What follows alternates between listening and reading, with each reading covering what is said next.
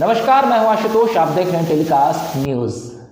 महफिल में गले मिलके वो धीरे से कह गए, महफिल में गले मिलके वो धीरे से कह गए, ये रस्म है दुनिया की, इसे मोहब्बत ना समझ लेना। जी हाँ, मैं इस वाक्य का जिक्र इसलिए कर रहा हूं क्योंकि मौजूदा हालात कुछ ऐसे ही हैं बिहार की राजनीति में। बिहार के मुख्यमंत्री और जदयू के राष्ट्रीय अध्यक्ष नीतीश कुमार और जदयू के पूर्व राष्ट्रीय अध्यक्ष ललन सिंह के बीच।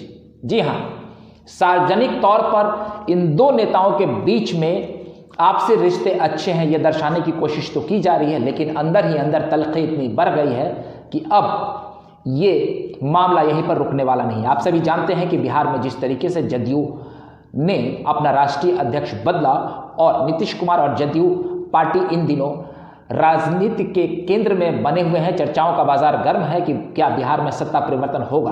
नीतीश कुमार ने आखिर अचानक से जदयू के राष्ट्रीय अध्यक्ष की छुट्टी क्यों कर दी।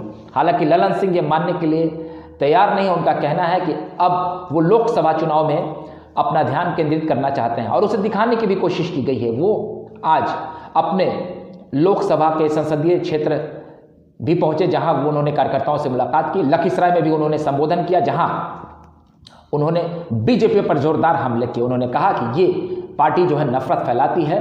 साथ ही साथ उन्होंने कई मीडिया हाउस पर भी काफ़ी तल्ख टिप्पणी की और उन्होंने कहा कि मुझ पर जो यह आरोप लग रहा है कि मैं अपनी पार्टी को तोड़ना चाहता था और तेजस्वी प्रसाद यादव को मुख्यमंत्री बनाना चाहता था, उसे लेकर मैंने कई मीडिया हाउस को नोटिस भी भेजा है। बहरहाल आप सभी जानते हैं कि नीतीश कुमार और ललन सिंह के बीच काफ़ी पुरानी दोस्ती है। दोस्ती 30 वर्षों से भी ऊपर है। खुद सार्वजनिक मंच पर ललन सिंह भी इस बात को कहते नहीं थकते हैं और हम सभी जानते हैं। ऐसे में आखिर नीतीश कुमार ने ललन सिंह की छुट्टी क्यों की है और अब तो कयास यह भी लगाए जा रहे हैं कि उन्हें लोकसभा का टिकट मिलेगा भी कि नहीं। मामला बहुत गर्म हो गया है। तो वहीं जदयू के एक और कद्दावर नेता और ऊर्जा मंत्री विजेंद्र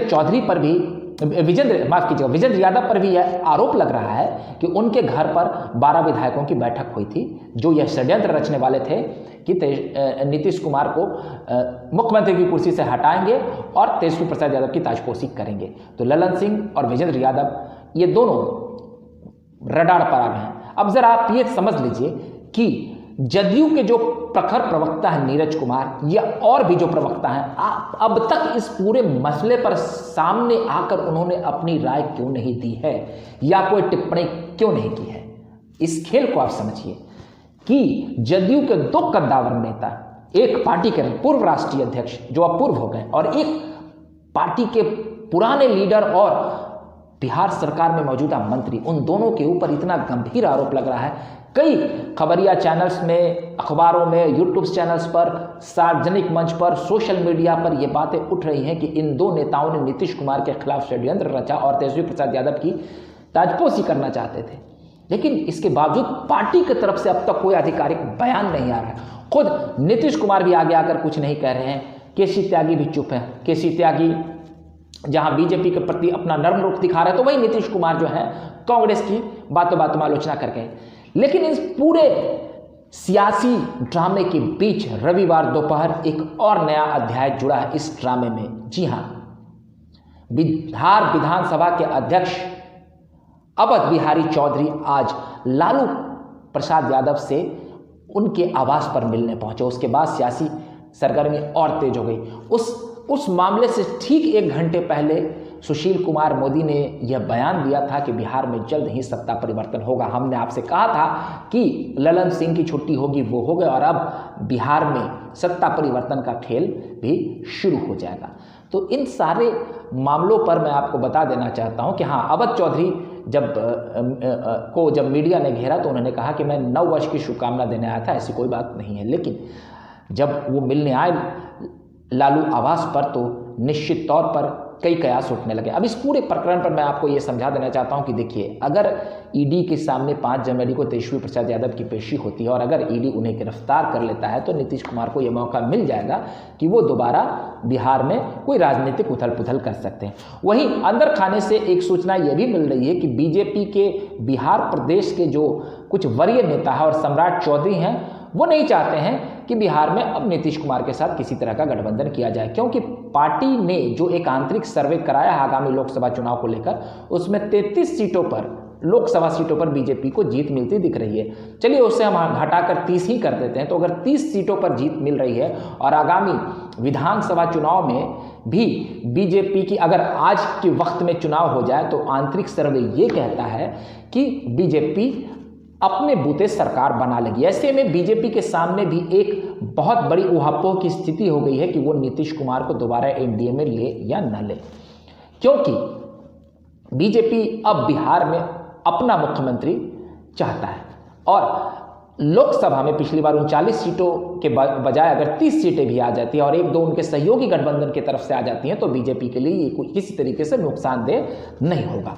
और नीतीश कुमार की जो घटती लोकप्रियता है और पिछले चुनाव में जिस तरीके से उनका प्रदर्शन रहा कि वो 43 सीटों पर सिमट गए, इसे लेकर भी बीजेपी को अब यह समझ में नहीं आ रहा है कि वो दोबारा नीतीश कुमार के साथ जाए या ना जाए।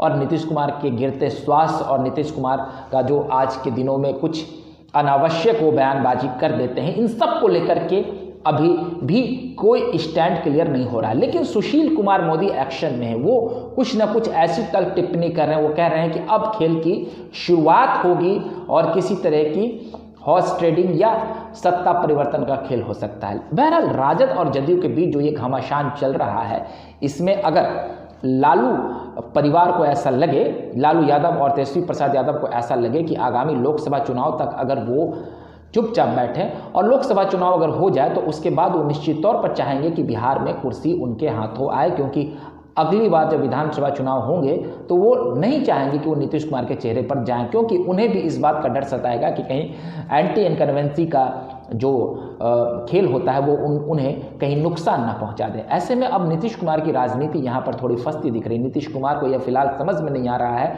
कि वो उस लालू यादव और तेजस्वी प्रसाद यादव के साथ अपनी सरकार चलाए जो ये घात लगा बैठे हैं कि कब उन्हें मौका मिले कि वो उनका सत्ता परिवर्तन कर दे। तो वहीं दूसरी तरफ बीजेपी है, जो बीजेपी भी अब नीतीश कुमार को लेकर काफ़ी सहज नहीं, बीजेपी लगातार यह दबाव बना रही है कि अब बिहार में अब बीजेपी का मुख्यमंत्री होना चाहिए। इन सब के बीच बिहार में जो राजनीति है वो अभी स्थिरता के दौर से गुजर रहा है। नीतीश कुमार भी खामोश है और उन्हें अभी कुछ समझ नहीं आ रहा है कि वो क्या करें। बहरहाल आपको हमारा ये वीडियो अच्छा लगा हो तो कृपया कर आप हमारे वीडियो को प्यार दे दें। अगली बार हम फिर नए वीडियो के साथ हाजिर होंगे, तब तक के लिए आप हमें इजाज़त दीजिए। बहुत बहुत धन्यवाद।